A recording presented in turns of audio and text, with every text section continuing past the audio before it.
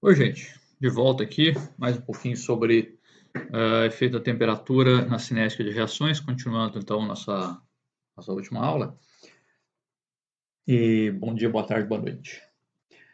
Bem, vocês vão ler aí, né, que a energia de ativação, o fato dela ser dada pelo coeficiente angular num gráfico de logaritmo neperiano da constante em função do recíproco da temperatura absoluta, permite as seguintes conclusões: quanto maior a energia de ativação, mais forte será a dependência da constante de velocidade com a temperatura.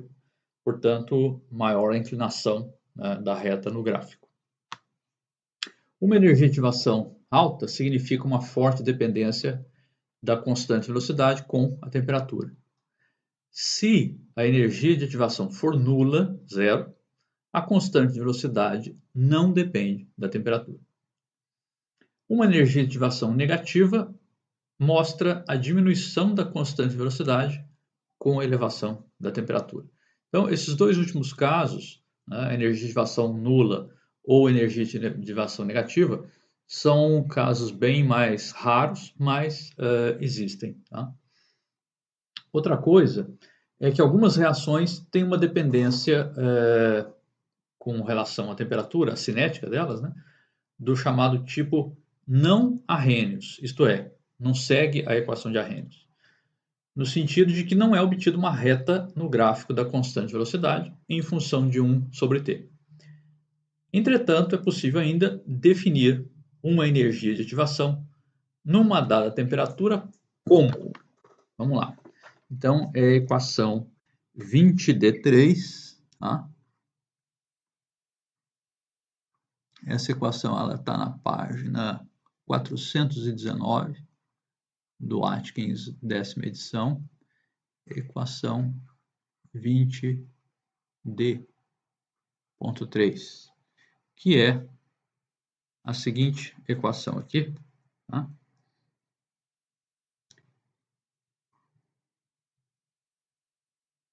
EA, que significa energia de ativação, é igual a R, constante universal dos gases, multiplicado pela temperatura absoluta elevado ao quadrado e ainda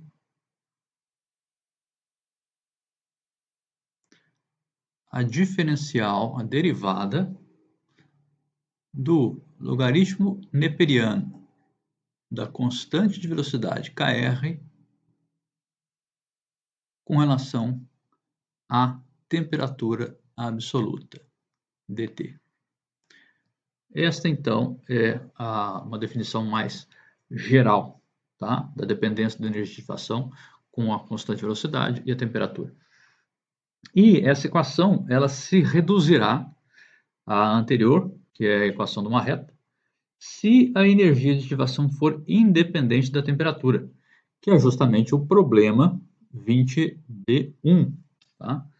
Então, no problema 20d1, que eu vou deixar como tarefa para vocês, o que diz o que vai dizer lá o problema 20d1?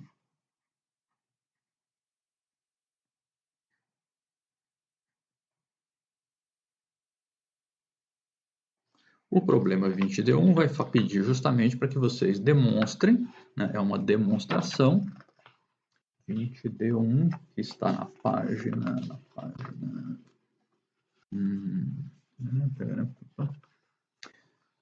um segundo,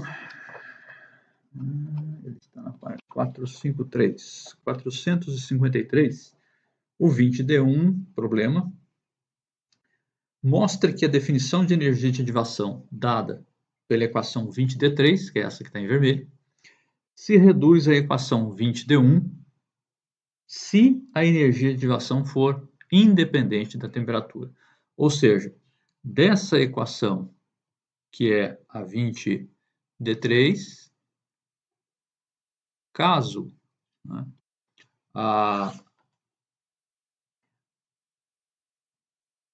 se a energia de ativação for independente da temperatura, ele volta à equação de Arrhenius na forma tradicional, né, que nós já vimos lá das aulas anteriores, logaritmo neperiano da constante de velocidade kr é igual ao logaritmo neperiano de uma constante A menos a energia de ativação sobre RT. Né? Então, essa é a equação na forma 20D.1. E a de cima aí é a 20D3 em vermelho. Certo? Então,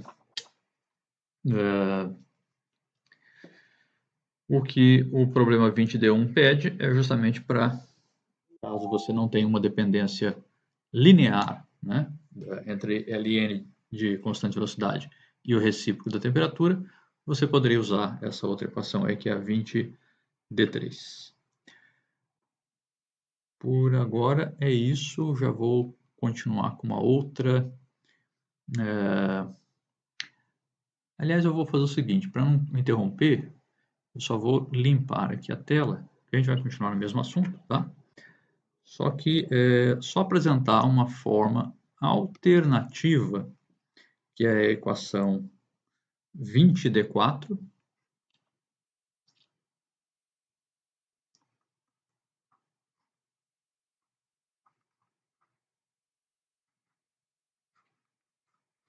a equação 20D4 é a mesma equação anterior, só que apresentada de uma forma alternativa, que ela relaciona a constante de velocidade Kr é igual ao fator A, esse é o motivo pelo qual ele também é conhecido como fator pré-exponencial, A que multiplica exponencial, o Atkins está usando exim, né? E minúsculo elevado a menos A, eu vou colocar na forma aqui de exp, exponencial de menos EA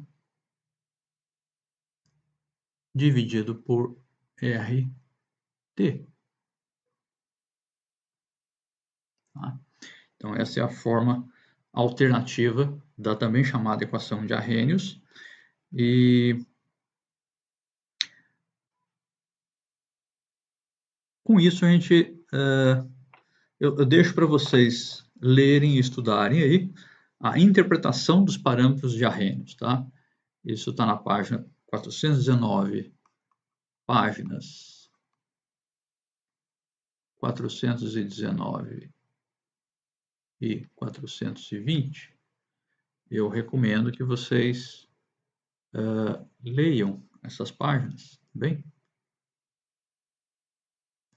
Porque é importante, é interessante saber, né? Bom,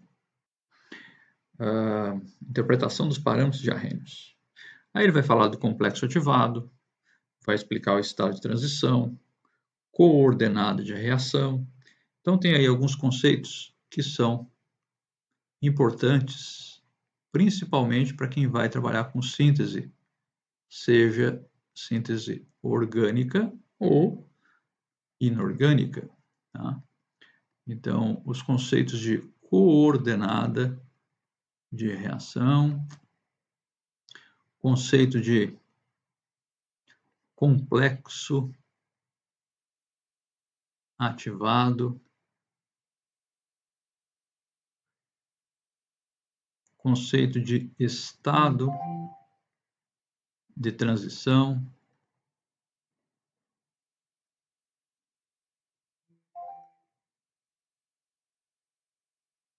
tá? Desculpa aí, gente, deixa eu calar esse negócio aqui, tá perturbando. E também, na página 420, o efeito de um catalisador na energia de ativação. Então, um outro conceito bastante importante, né, é o conceito de catálise.